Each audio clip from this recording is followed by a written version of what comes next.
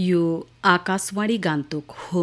सामयिक विषयको कार्यक्रम अन्तर्गत प्रस्तुत छ वार्ता चन्द्रयान 3 को चन्द्रमातर्फ उडान।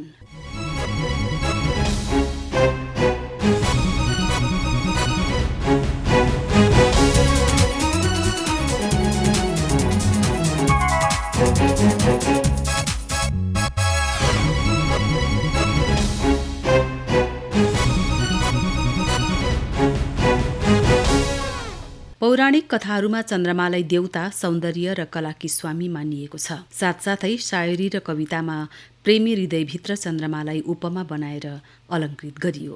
आधुनिक विज्ञानको दृष्टिले चन्द्रमालाई एक उपग्रहको रूपमा देखिएको छ।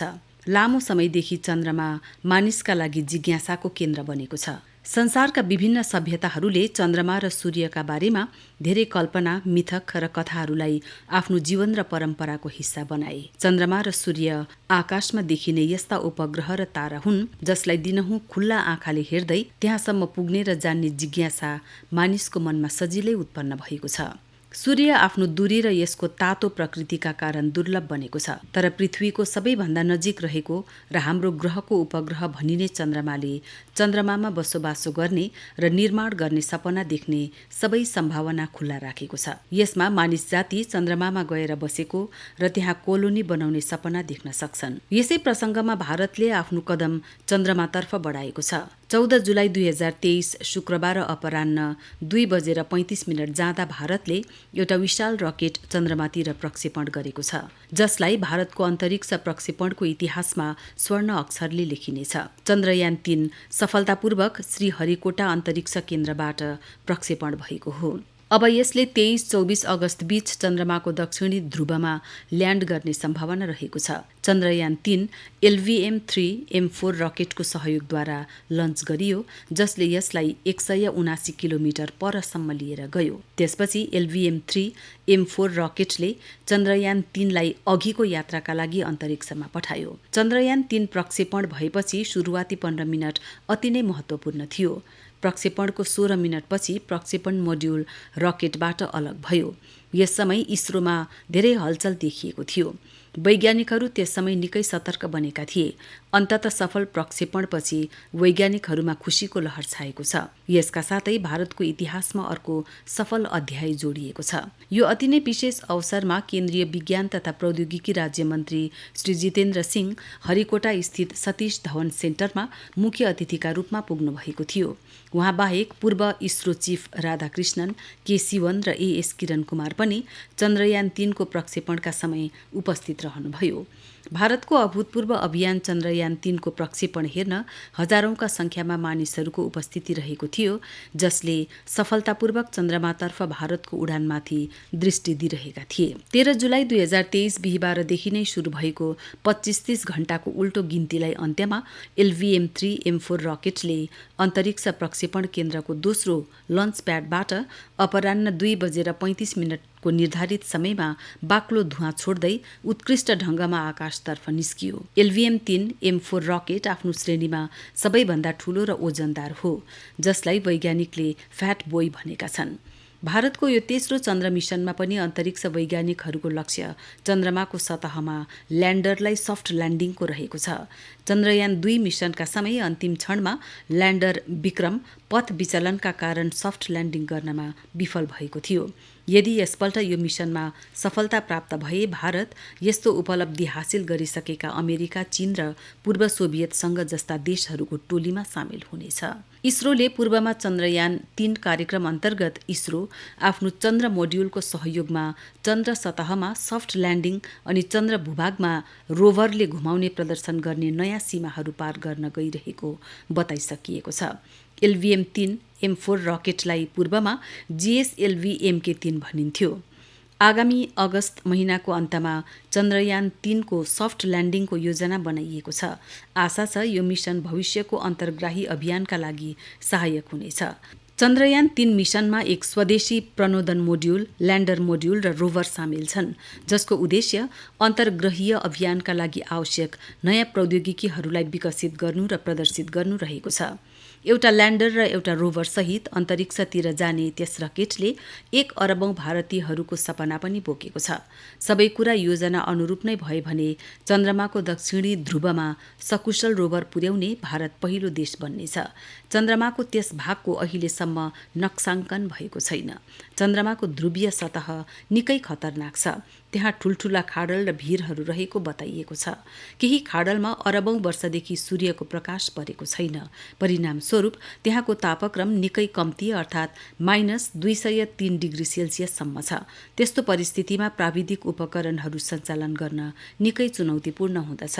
त्यसैले अहिलेसम्म पठाइएका सबै अभियानहरू चन्द्रमाको मध्यवर्ती भागमा लक्षित थिए। त्यो भाग र त्यहाँको तापक्रमलाई तुलनात्मक रूपमा अनुकूल मानिन्छ। भारतको अन्तरिक्ष निकायले चन्द्रयान 3 नाम दिएको आफ्नो चन्द्र अभियानलाई असफल हुन नदिन यथोचित उपाय अवलम्बन गरिएको जनाइएको छ। भारतीय अन्तरिक्ष अनुसन्धान संस्थान इसरोका अध्यक्ष श्री एम सोमनाथले बताउनु भए अनुसार चन्द्रयान 2 मा प्रयुक्त सफलतामा आधारित प्रारूपको साटो हामीले चन्द्रयान 3 मा असफलतामा आधारित प्रारूप प्रयोग गरेका छौं। के विफल हुन सक्छ र त्यसलाई कसरी त्यसो हुन नदिन हामीले यही बाटो अवलम्बन गरेका हौं। शिवनादर विश्वविद्यालयसँग आबद्ध डाक्टर आकाश सिन्हा अनुसार भारतले पहिलो पल्ट सन् 2008 मा चन्द्रमातर्फ चन्द्रयान 1 पठाएको थियो। त्यस अभियानबाट चन्द्रमाको सतहमा पानीको अस्तित्व रहेको प्रमाणित भएको थियो। पहिलो चन्द्र अभियानका लागि भारतले 7 करोड 90 लाख अमेरिकी डलर खर्च गरेको थियो। त्यहाँ कहाँ र कति पानी छ अनि त्यो सबै जमेको अवस्थामा पो छ कि भन्ने विषयमा हामीले धेरै कुरा थाहा पाउन बाँकी छ। जल भण्डारको प्रकृति र स्थान थाहा पाउनु भविष्यमा हुने हाम्रा अभियानको सफलता र जल भण्डार नजिकै बसोबासको योजना बनाउन पनि उपयोगी हुन सक्छ। चन्द्रमाको ध्रुवीय क्षेत्र चट्टान र माटोबाट बनेको छ। त्यहाँको सतहको अन्वेषण गर्दा सौर्यमण्डलको निर्माणसँग सम्बन्धित रहस्योद्घाटन पनि हुन सक्छ। भारतको दोस्रो अभियान सञ्चालन गर्दा खर्च झण्डै दोबर भएर 12 करोड अमेरिकी डलर पुगेको थियो। सन् 2019 को सुरुतिर प्रक्षेपण गरिएको चन्द्रयान 2 चन्द्रमामा अवतरण गराउन सकिएको थिएन।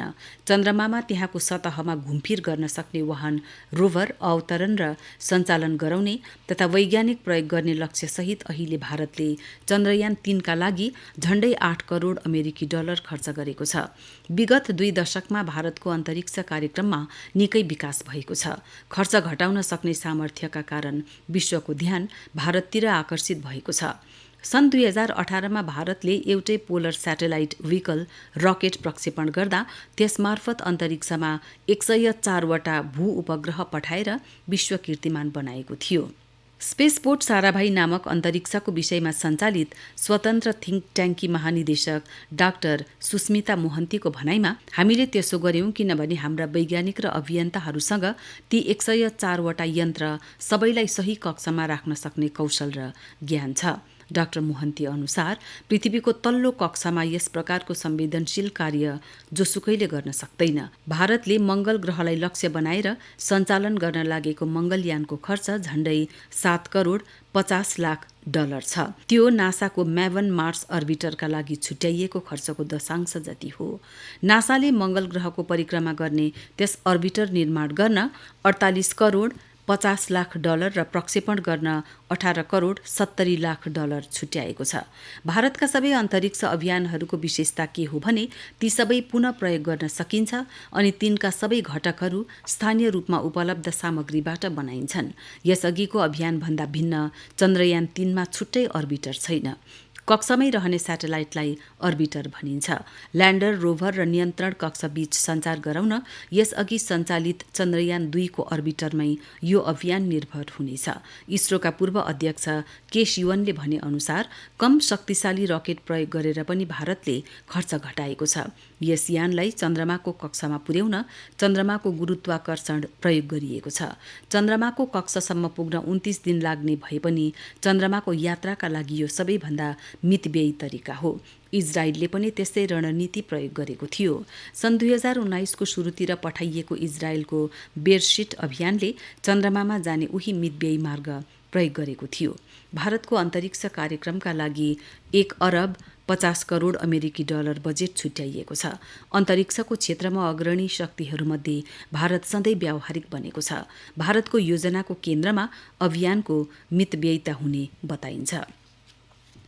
चन्द्रयान 3 को सफल प्रक्षेपणपछि राष्ट्रपति श्रीमती द्रौपदी मुर्मुले इसरो टिमलाई चन्द्रयान 3 मिसनको सफल लन्चिङका लागि बधाई दिनुभयो। उहाँले आफ्नो बधाई सन्देशमा भारतले अन्तरिक्ष अन्वेषणमा एउटा अर्को महत्त्वपूर्ण माइलखुट्टी गाडेको बताउनुभयो। यो प्रक्षेपणले अन्तरिक्ष विज्ञान तथा प्रौद्योगिकीमा प्रगतिका लागि देशको अटुट प्रतिबद्धतालाई दर्शाउँछ।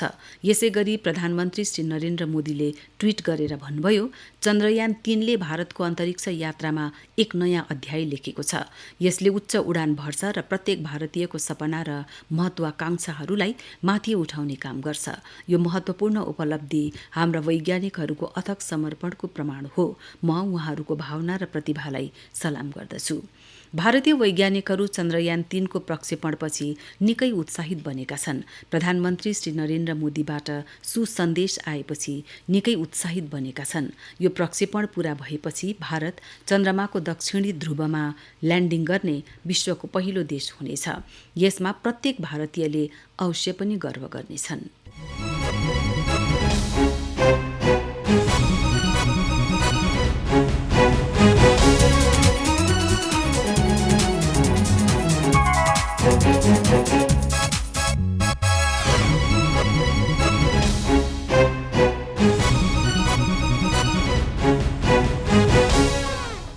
सामयिक विषयको कार्यक्रम अन्तर्गत अहिले सुन्नुभयो वार्ता चन्द्रयान 3 को चन्द्रमातर्फ उडान। आलेख पत्रकार राजेन्द्र प्रधानको अनि प्रस्तोता उषा शर्मा।